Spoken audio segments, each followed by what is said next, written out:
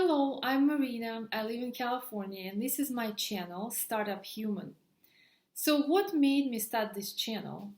Obviously, we went through some serious difficulties and big changes in the last year. The virus resulted in quarantine, which impacted all of us from limited or absent social life to people losing jobs and obviously their income, and some people even died from the virus.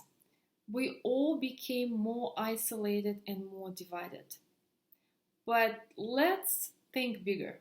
Let's go to outer space. I read a report from NASA that they estimated the number of habitable planets in the galaxy Milky Way is significantly higher than thought previously. They say that about 300 million planets have a possibility of some form of life. So, are those planets with the creatures our friends or enemies? Obviously, instead of thinking that, oh, they may one day come and conquer us, most likely is that we humans will go to those planets to live in our own bubbles because we can't really live peacefully together on this planet. Why I'm mentioning this? Because several years ago I read a book by the Dalai Lama, and usually I remember several important ideas from each book. So from this one I remember the following three. First one is that problem solving meditation is more powerful than loving kindness meditation. And it's because it's not enough just to love the whole world, you actually have to do something to improve the world. The second one is that everything is changing and we need to look for new factors, new solutions if we resist something, not just to look at some old solutions available in the past. One of the examples was from the Dalai Lama's life. As you may know, he once almost died, was killed, and actually had to flee the country, Tibet, and he's been living as a refugee in India for many decades. So obviously he didn't like this scenario, and also the people who stayed in Tibet are suffering because they are not treated fairly by the Chinese government.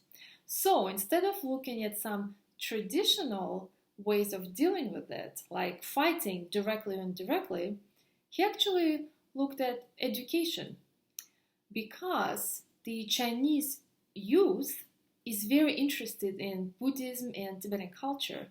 So in the future, when they become the government, new generation that rules the country, things may be much more favorable for Tibet and its people.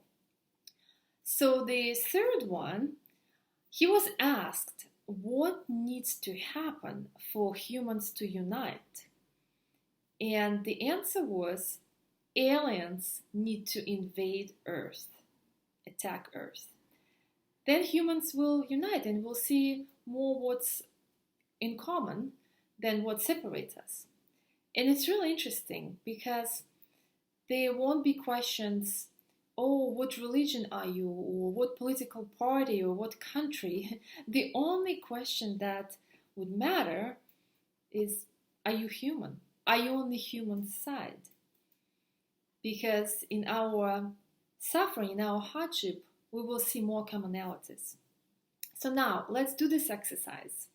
Count all the people that you dislike intensely. How many? 2, 10, hundreds, millions? Okay, now, out of those that you don't like intensely, how many you actually don't know personally? And the percentage will probably be more than 50. So we often don't like people that we don't know, and we don't make an effort to understand them. But each and every one of us has a story, and an explanation why we are the way we are. If we find common ground, common problems and values, we will appreciate each other and like each other more. And we have much more in common than we think with people we don't like. Why? Because we're all humans. We all have a body, brain, and soul.